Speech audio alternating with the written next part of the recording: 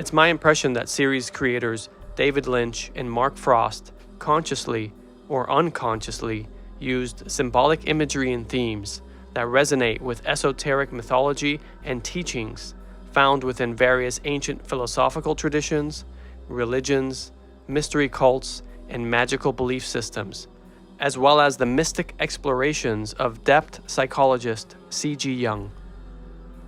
I want to be clear, I'm not arguing that everything that I mention in this video was purposefully and strategically placed by Lynch and Frost.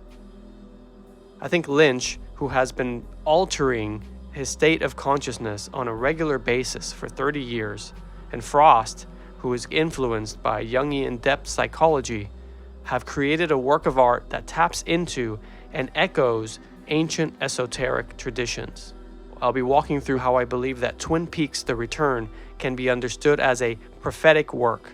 I don't mean prophecy like some Nostradamus prediction of the future, but I mean this more in the traditional use as an inspired declaration of numinous will and purpose. Lynch himself has explained that some iconic Twin Peaks imagery came to his conscious awareness spontaneously and unexpectedly. These images served as a foundation for a lot of his work. It would take him time to understand what these images meant and how they fit together. My interpretation of how it all fits together is that the return serves as a warning of the illness plaguing the modern soul and hints at the possibility of redemption. I think that exploring the imagery, themes, and symbolism found in the return can lead us toward the possibility of transforming the status quo. I think Twin Peaks is a work that resists any final or definitive interpretation. It seems like each time one follows the thread of a particular interpretation long enough, it is refuted or countered by a different interpretation. And that's likely by design, considering Lynch's penchant for mystery. So instead of thinking of Twin Peaks as a static puzzle waiting to be unlocked, I prefer to look at the narrative and the imagery found within the series as sort of like the imagery created by the light shining through a rotating gemstone or crystal. The internal structures of the gem are sort of baked in. They're not alterable. The show was shot, edited, and released.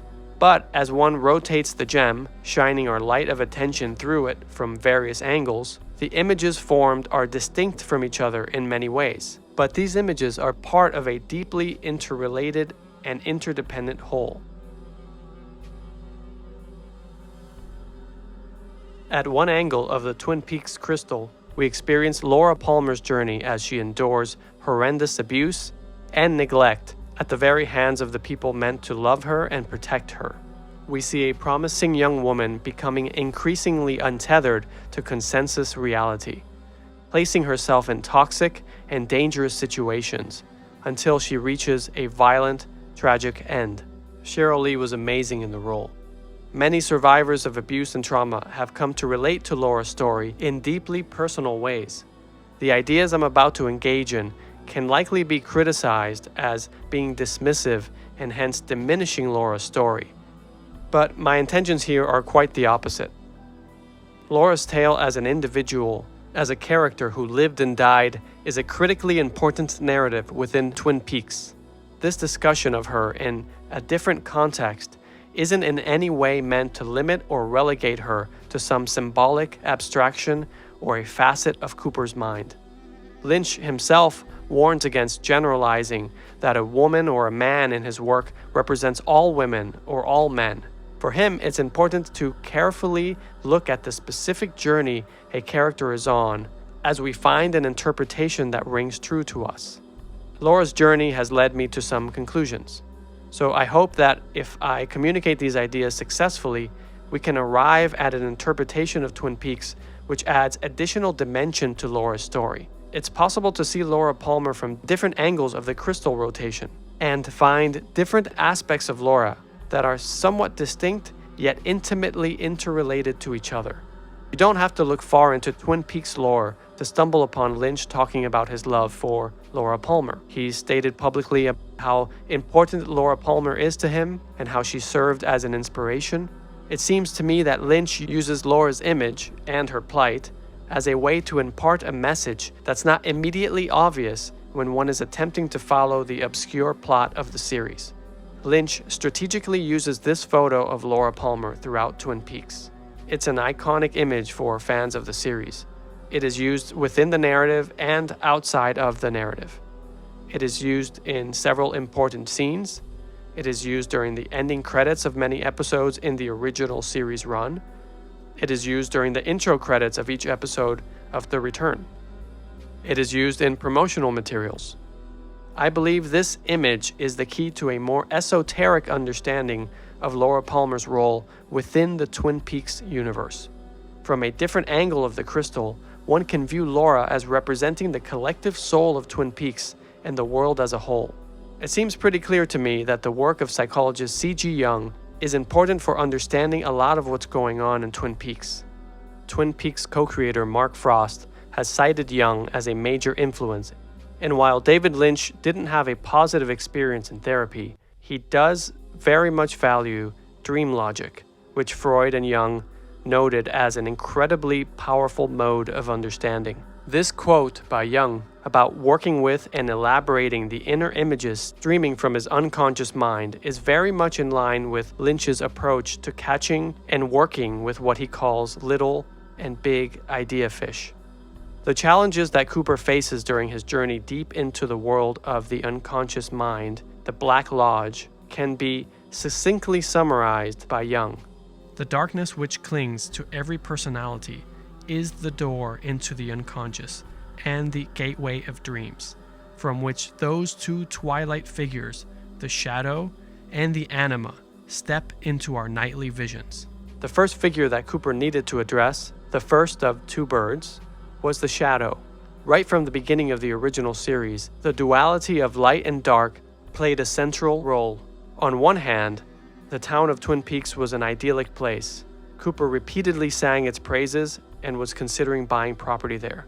On the other hand, the town had its dark side: exploitation, nefarious backroom dealings, misogyny, racism, drug addiction, drug trafficking, violence including domestic abuse, and murder.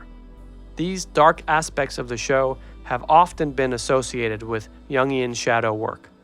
Broadly speaking, the figure of the Jungian shadow serves as the representative of the undesirable, hidden aspects of one's personality and that of an entire society. Despite one's attempts to create a palatable, socially respectable personality or society, shadow traits still seep through, often causing havoc to one's carefully maintained exterior persona, our social mask.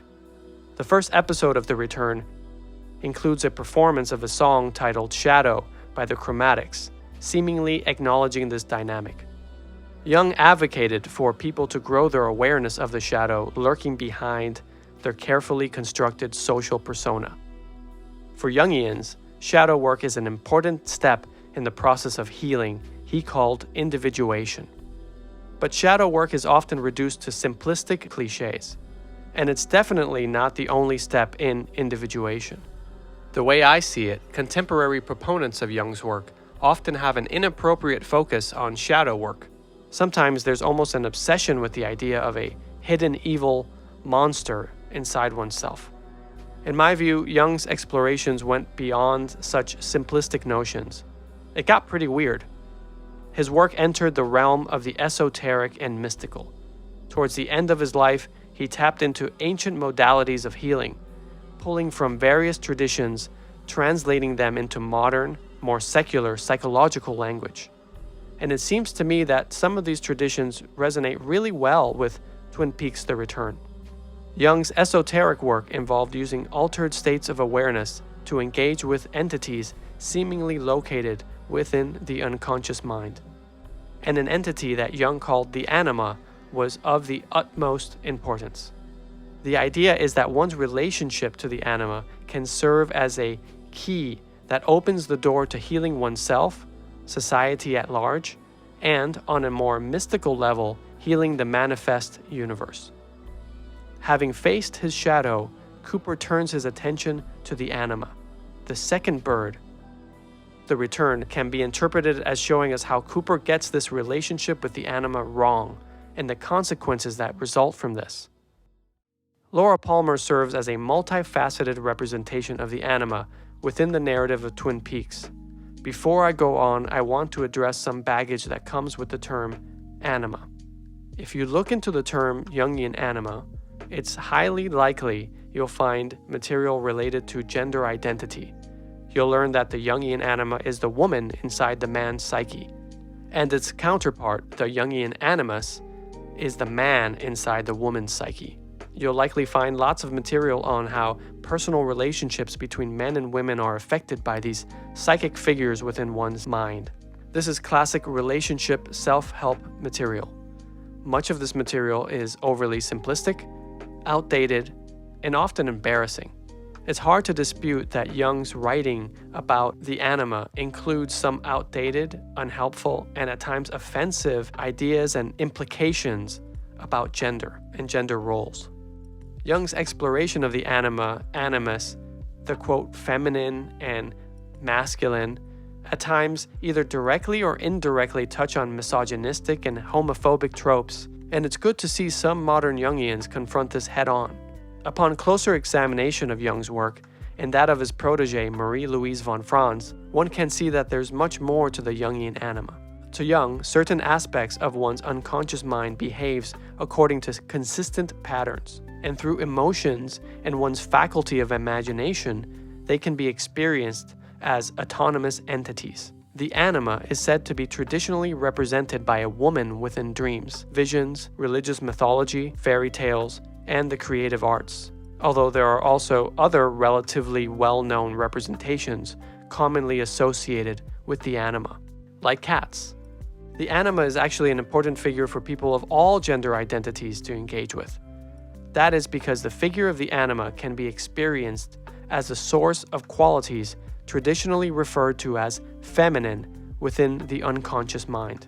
Engagement with anima figures in one's unconscious imagination can lead to the source of what is often called the feminine principle, and heightening the evaluation of the feminine principle in both women and men is critically important for healing.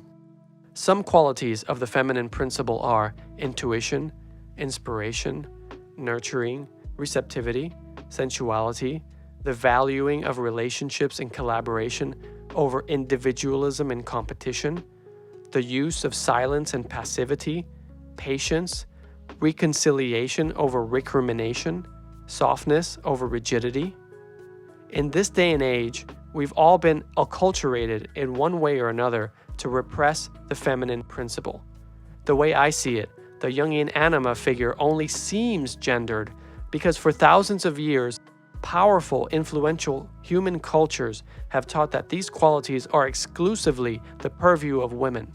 And frankly, it seems to me that in many ways, women nowadays are placed in a difficult situation psychologically. They are often encouraged to repress these qualities in order to be more successful in the status quo as individual contributors, simultaneously also expected to express femininity in so-called traditional ways to ensure the health of society.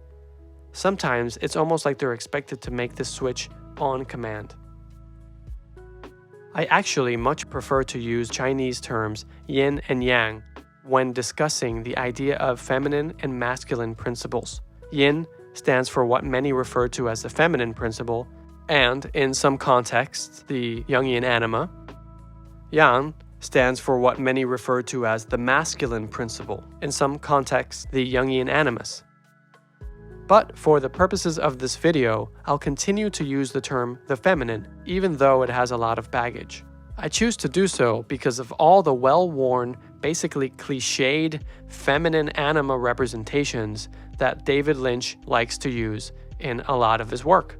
Lynch represents anima figures using well-worn tropes, even leaning into misogyny. Over the course of Twin Peaks, we see Laura Palmer portrayed in various ways, over time becoming more expansive and increasingly more important. We see Laura portrayed as a female murder victim, a well-meaning high school girl, an erotic figure of seduction, a traumatized, abused young woman, a mysterious dream messenger, a frightening underworld entity, a mysterious golden orb created in an otherworldly realm.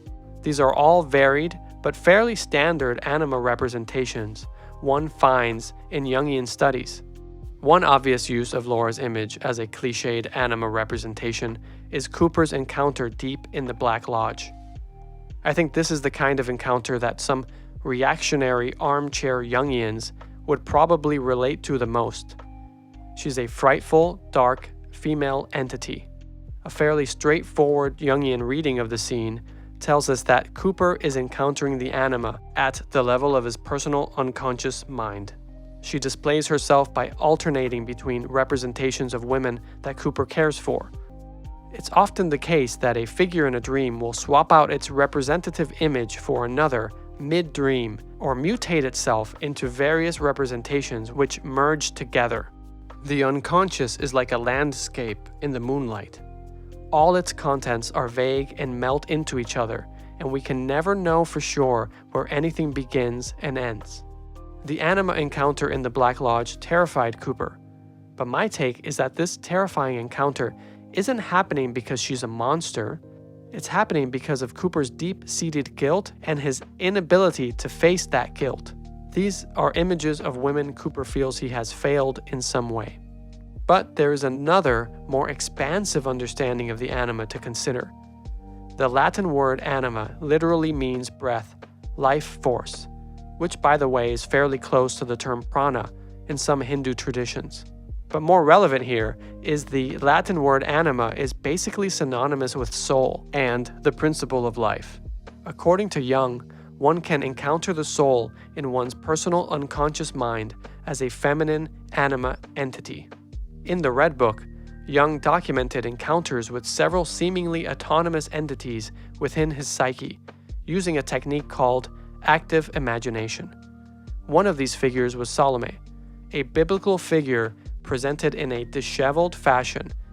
After engaging with her on several occasions, Jung came to realize that she was a representative of his soul.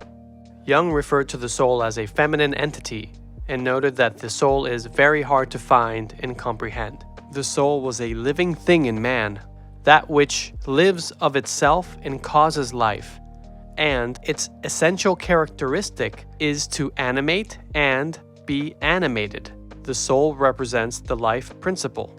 It is the source of our sense of meaning in life, as well as our creativity. For Jung, anima representations encountered in one's personal unconscious mind can, in fact, be representing the soul. And this experience of encountering the soul can serve as a bridge to a deeper collective unconscious life principle that all beings are connected to, the anima mundi. The anima mundi is the world soul, the world spirit. An attunement to the anima opens up the way into one's own depths. It is as though an inner radio receiver were tuned into a particular wavelength. With this, the anima attains the status of a guide to the inner world. Like Beatrice in Dante's life, the anima becomes the guide to the spiritual heights and depths of the soul. So, at first, the anima is a figure that one can personally relate to. It sort of clothes itself with representative images from one's personal unconscious life. But if one properly engages with that figure, instead of running away like Cooper did, one may get pulled deeper into the mystery that is the world soul. The anima may begin to modify its representative image to something more expansive, similar to how Laura's imagery expands throughout Twin Peaks. And one could learn a mysterious truth, that the anima mundi is the animating spirit, not only in one's personal life, but the manifested world as a whole. Jung said the soul is a particle of the world soul, a microcosm reflecting the macrocosm. And von Franz wrote, the natural realm was understood by Greeks as being animated by a world psyche or world spirit. In the Middle Ages, she was also regarded as a kind of world soul that bound together all things.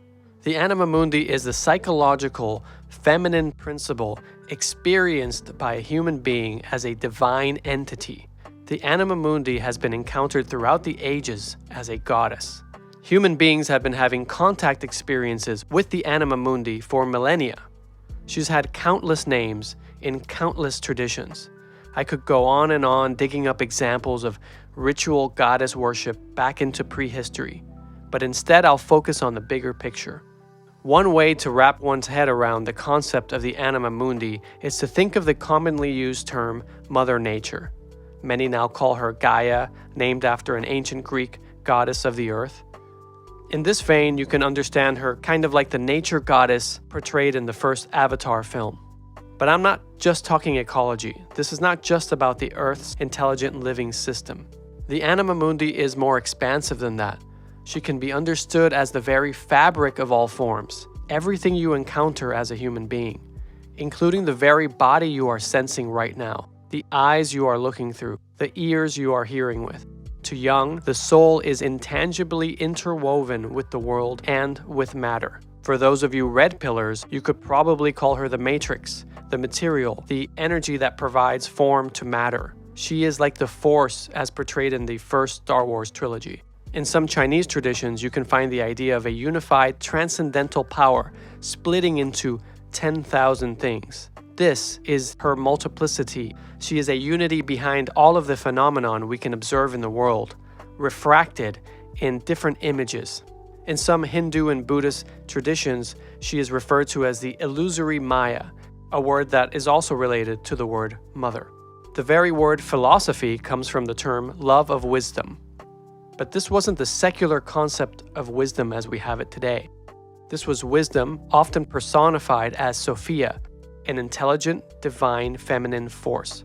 Plato described this creative world spirit as a gentle nurse. He wrote she was the mother and receptacle of this generated world, which is perceptible by sight in all the senses, by the name of earth or air or fire or water or any aggregates or constituents thereof. If we describe her as a kind, invisible, and unshaped, all receptive, we shall describe her truly. Early Christian Valentinus wrote about the world's creative principle as a feminine force that has its source in God the Father. Ancient teachings of a group that some people call the Gnostics would represent Sophia as a feminine goddess figure who was analogous to the human soul, while simultaneously a feminine aspect of God.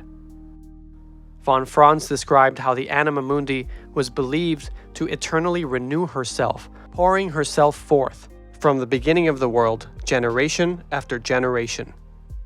A Jewish wisdom tradition states that, being but one, she can do all things, and, remaining in herself, she maketh all things new. From her creative flow comes a stream of manifestations, and thus she can be understood as the living waters referred to in various religions. The ancient tradition of baptism seems closely related to this idea. In Christian traditions, the Virgin Mary, Mother of God, is often associated with water. Her Hebrew name literally means drop of the sea. Recently, I visited the beautiful Tisan Monastery, which features a 70-meter bronze-cast white statue of Guanyin, a bodhisattva figure honored as a goddess in some forms of Buddhism. In her left hand, she holds a vase from which she pours pure cleansing water. In contrast to many Buddhist temples which use incense for offerings, here one conducts a water offering. One takes a small bowl of water to a larger bronze water vessel located in front of Guanyin. One then pours the water from the small bowl into the larger vessel. If I understood correctly, the water is then circulated throughout the facility. The water flows in a constant cycle. This has its own specific ritual meaning concerning compassion and boundless love, but it's hard not to consider the other symbolism involved here. One's own small and limited form flows back into the larger body, composed of the same substance. Then, the water is scooped up again into another small form, then poured back in. A continuous cycle of regeneration. This brings to mind a saying from a Hindu tradition, The water of a river that has reached the ocean becomes one with the ocean and no longer has an identity of a river. The water of the river finds union with the ocean, and in the same manner, when the soul unites with God, duality disappears. Like all figures encountered in the unconscious dream mind, representatives of the divine feminine melt into each other.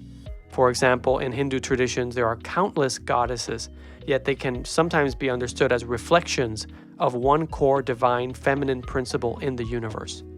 It just depends which angle you're looking at her from. Now, to many, this sort of talk sounds pretty ridiculous. It's the realm of illogical fantasy, and it is pretty ridiculous. Most of us have been raised in a society super centered around logic and reason, constantly dismissing anything that seems irrational. And more often than not, healthy skepticism is a very good thing indeed. But one should consider that key luminaries throughout human history, philosophers, political leaders, scientists, and honored wise people throughout the ages have reported experiences of the divine and have been transformed by them. So perhaps there's something to it. Plus, determining whether the existence of the anima mundi is objectively true is sort of besides the point. In my opinion, the fact that this encounter with the anima mundi exists as a powerful subjective experience is sufficient to warrant further inquiry. One interesting thing for me is that for those who have not yet had such an experience, the anima mundi has a way around that. She makes sure to initially present herself using basic, straightforward representations from one's day-to-day life to make a connection.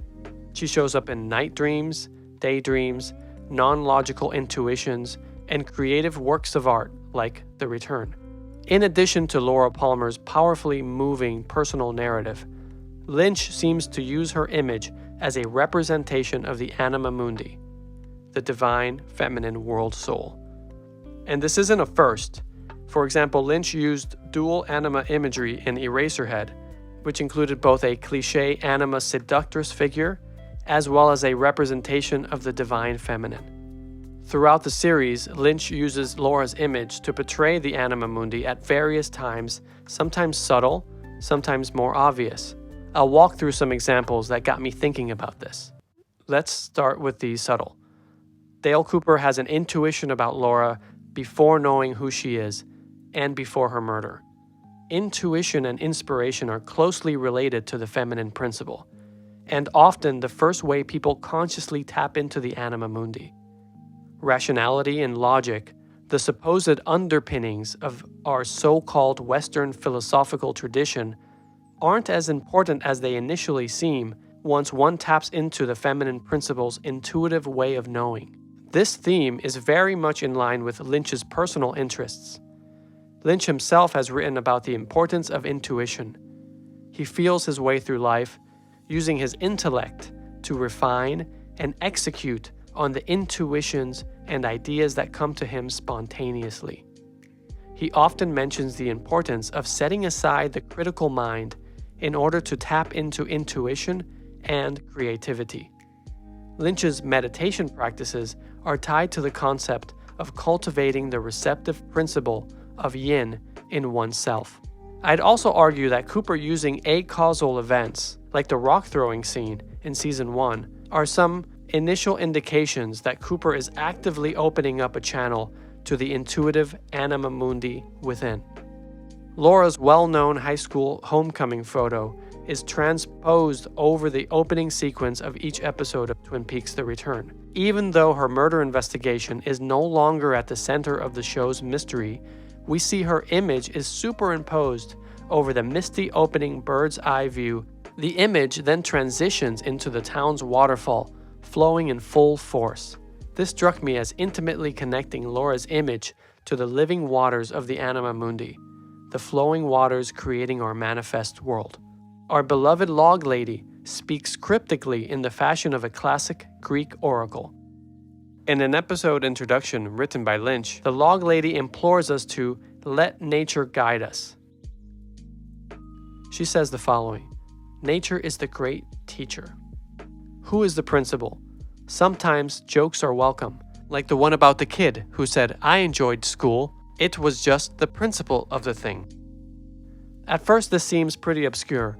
Why make this pun about the dual meaning of the word principle? I think Lynch's message here is picking up on the technique used by wisdom traditions, including the esoteric, ancient Greek pre-Socratics. They used puns and double meanings to convey a deep spiritual truth in an obscure fashion, only transmitting for those who have ears ready to hear. I believe Lynch is telling us that nature is a great teacher and is a principle, the feminine principle. But the log lady is not always so subtle. She tells us more than once that Laura is the one. In the much discussed episode 8 of The Return, we see Laura's image in a golden orb emanating from the otherworldly giant who lives in another realm. The Laura orb emanates from his forehead, recalling divine manifestation mythologies in ancient Hindu and Greek traditions.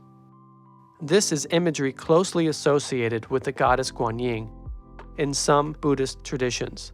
We see the creative powers of this alchemical transformative golden pearl of light used throughout The Return. An image of Laura's golden pearl, this pure essence of the divine feminine, is then shown entering the earth from the otherworldly realm. This to me is a pretty explicit indication of Laura as the anima mundi, the world soul. Now, while the anima mundi is a figure of light and purity in one sense, it is an entity most often encountered in the unconscious mind, and a figure closely related to the underworld. Jung and others call the soul chthonic, a term meaning relating to the underworld. You'll find this term used frequently when reading about ancient mystery cult worship in Greek, Roman, and Egyptian occult traditions. In the original series, Cooper meets Laura in a dream. This is his first visit to the Red Room, which is described as a waiting room. The Red Room serves as a sort of gateway between the conscious material realm and the deeper realms of the unconscious immaterial mind. Cooper has entered the gateway to the underworld. Here we meet entities that hint at their divine nature. Red traditionally has been used to represent the life principle. We see the presence of statues of the goddess Venus, another explicit representation of the divine feminine. In the Red Room, Laura behaves differently. She's not exactly the same Laura we followed around in Fire Walk with Me, or the one that we saw in Season 1's camcorder videos. And this Laura certainly behaves differently from the Laura that Cooper later runs into deep within the Black Lodge. There's an otherworldly deliberateness. As an underworld anima figure, she's full of secrets. There seems to be an implicit assumption by both Cooper and us, the audience, that this Laura speaks truth, even though she does so cryptically. This Laura reminds me of the classical Greek muse, a feminine personification of knowledge, which often expresses itself through the arts and music. So it's not a surprise that Cooper wakes up from that dream, snapping his fingers to a song. This Laura, more importantly, serves as a representation of another underworld figure worshipped in ancient mystery cults, and we'll cover that in detail very soon.